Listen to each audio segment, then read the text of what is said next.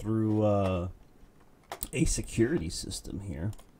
And this is just you know, as everything gets connected more and more to the internet, you know, the Internet of Things, you know, things are just more and more open to hacking. You know, people you know, people are weirdos. They'll hack into stuff just because they can, and you know. Approached the baby's room and stood outside. As I approached the baby's room and stood outside, I was shocked to hear a deep, manly voice talking to my 7-month-old son. My blood ran cold. Arjun Sood was standing outside his son Oliver's door Sunday when he heard that voice. He burst in, the voice stopped. He and his wife chalked it up to baby monitor interference. But once downstairs, and I was standing right about here, they heard the voice again. Who is this?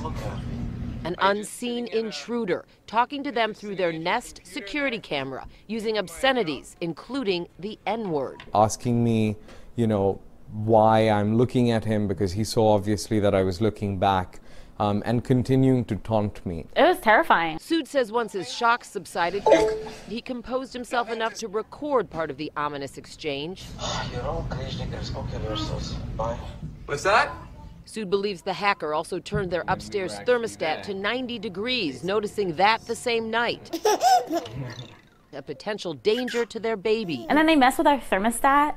Why? Who does that? Again, who does that? The Soods unplugged their interior cameras, called police, and soon after, Nest itself. And then they said, well, you should have used a unique password and two-factor authentication, and if you did, you know, that would be that. Sood's been using Nest for years, sinking thousands of dollars into the system to help secure his home. 5 outside, 6 outside, 7 outside. He now questions Nest security. And that's why when I called Nest and I said, how long has this been going on for? How long has someone kind of been watching us?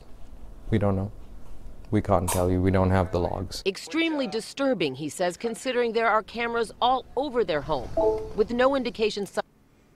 Dude, they turned the thermostat up to 90. The hacker hacked their security system, was talking to their baby, and was like talking shit to them through their security system. And they raised, and I guess the thermostat's connected to the security system, so they raise it up to 90 degrees. You raise up your thermostat to 90 degrees and see how that is. Okay, and like, you know, that could, you know, a baby, if they turn it up to 90 degrees, I don't know. Like, if they're not paying attention, you know, that maybe that could affect the baby's health or something. Might be worse than, might be, you know, could possibly get heat exhaustion or something like that. I mean, it's pretty wild. Someone outside might be watching, except on 2 cameras, where a blue light clicks on when someone talks. Until they actually communicate with you, they could be in here watching, as we are doing right now, and there is no difference. You can't tell. Sood says his trust in Nest is shattered. He wants to return the system. What's that? Nest refused. What I'm truly upset about, other than the obvious, is that it seems like the executive leadership at Nest fell asleep at the wheel. Sood and his wife Jessica say they were unaware double-factor authentication was even available, having never received any information. We reached out to Nest tonight, but have not received a response. In the newsroom, Dana Kozlov, CBS 2 News. Erica? Wow, understandably terrifying. Yeah. Thank you, Dana. This is how. Maybe this explains it. The Internet of Things is changing much about the world we live in, from the way we drive to how we make purchases, and even how we get energy for our homes. Sophisticated sensors and chips are embedded in the physical things that surround us, each transmitting valuable data that lets us better understand how these things work and work together. But how exactly do all these devices share such large quantities of data, and how do we put that information to work? Whether we're improving the production of a factory, giving city residents real-time updates on where to park, or monitoring our personal health, It's the common Internet of Things platform that brings this diverse information together and provides the common language for the devices and apps to communicate with each other. The process starts with the devices themselves, which securely communicate with an Internet of Things platform. This platform integrates the data from many devices and applies analytics to share the most valuable data with applications that address industry-specific needs. Let's start with a simple example, a car. After taking a long road trip, Rebecca notices that her check engine light has come on. She knows that she needs to have her car looked at by a mechanic, but is not sure whether it's something minor or something that needs immediate attention. As it turns out, the sensor that triggered Rebecca's check engine light monitors the pressure in her brake line. This sensor is one of many monitoring processes throughout the car, which are constantly communicating with each other. A component in the car called the diagnostic bus gathers the data from all these sensors, then passes it to a gateway in the car. The gateway integrates and sorts the data from the sensors. This way, only the most relevant diagnostic information will be transmitted to the manufacturer's platform. But before sending this organized data, the car's gateway and platform must first register with each other and confirm a secure... Okay, I think you get the idea. Basically, through Wi-Fi or RF, like RF chips on... Like, you can think of, like, your credit card. Like, there's a chip on it. Like, you can be tracked through that. Like, there can be communication through that. People can't even hack your chip, hack your credit card theoretically if they have like some kind of device, and they can just kind of like, you know, scan the side of your, you know, pocket or whatever, wherever you have your credit card, and take that information. You know, maybe there's even like some kind of like cellular service on certain things like cars. Yeah, so if there's an internet connection, to it, to the device, it can get hacked. You know, automatic cars, the self-driving cars, they can get hacked. There's actually been It's not fun to have your 2-ton SUV's brakes hacked just as you're parking in front of a ditch. Okay, hold on tight. Hold on. Oh, That's what I've learned from Charlie Miller and Chris Valasek, a pair of hackers who have spent the last year developing a piece of software that can wirelessly sabotage this 2014 Jeep Cherokee. It hasn't been altered in any way. There are no devices attached to it. But like many thousands of Jeeps around the world, it can be remotely hacked over the internet through a cellular connection to its entertainment system that would allow someone to take over its steering, its transmission, and even its brakes. To demonstrate that, I'm going to act as today's crash test dummy. Take over its steering, its transmission, and even its brakes. To demonstrate that, I'm going to act as today's crash test dummy and drive it on the highway here in St. Louis, while Charlie and Chris hijack its digital systems from Charlie's house miles away.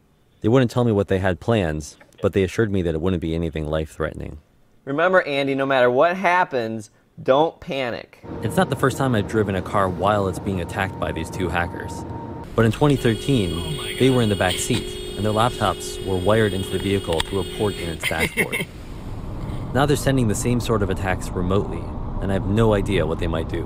He's going as fast as I've seen him, so. So first we're going to turn the fan on him. Yeah, let's turn the fan on, see if he even notices.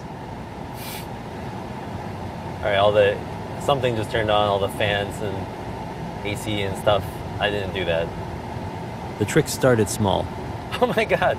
There's a picture of Charlie and Chris in tracksuits that just appeared on the dashboard. But as I drove down the interstate, things started getting unpleasant and very loud.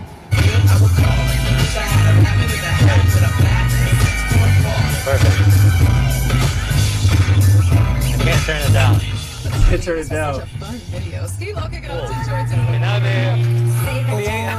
air conditioning is blasting, the music is blasting, and I can't see anything because of the windshield wiper fluid. Okay, do it. Do it. Kill the engine. So we're killing the engine right now.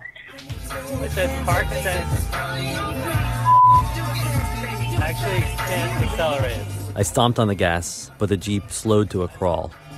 It says 43 miles an hour, but I'm not going that fast. I turned on my hazard lights, but I was not life-threatening, by the way. Still stuck in the right lane with no shoulder to escape onto. Guys, I'm stuck on the highway. Oh, I think he's panicking.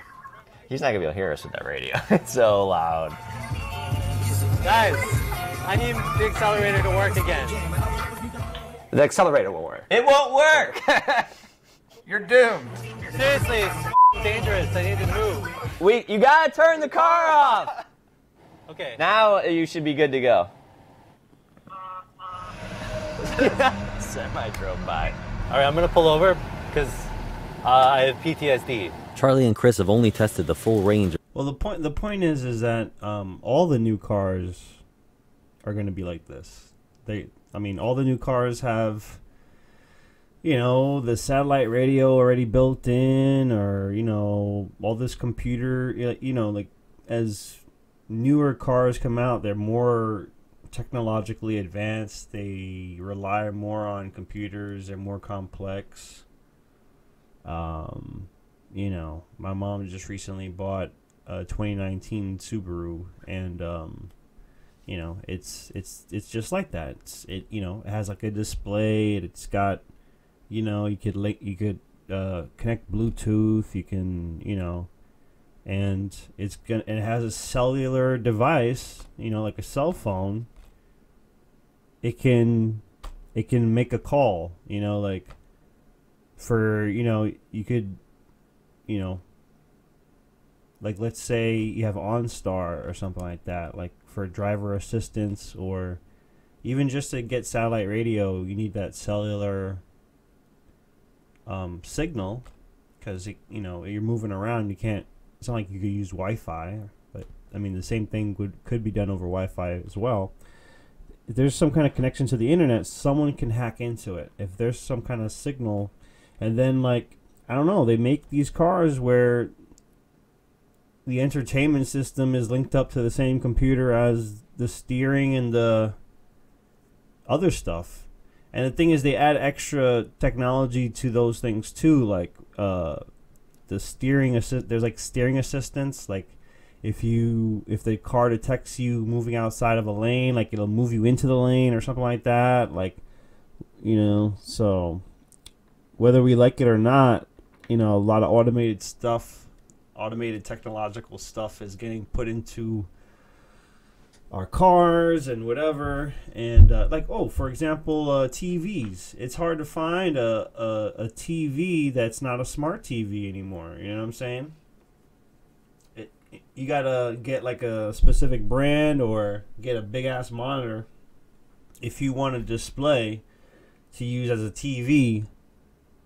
If you want like a 40-inch screen that's not a smart TV, then you gotta go out your way to find, I think Vizio still makes dumb TVs, and Nvidia is starting to make these gaming displays, which they're just like giant ass monitors, and they function like monitors too, so you can get like a sick IPS, like sick refresh rates. Oh my god.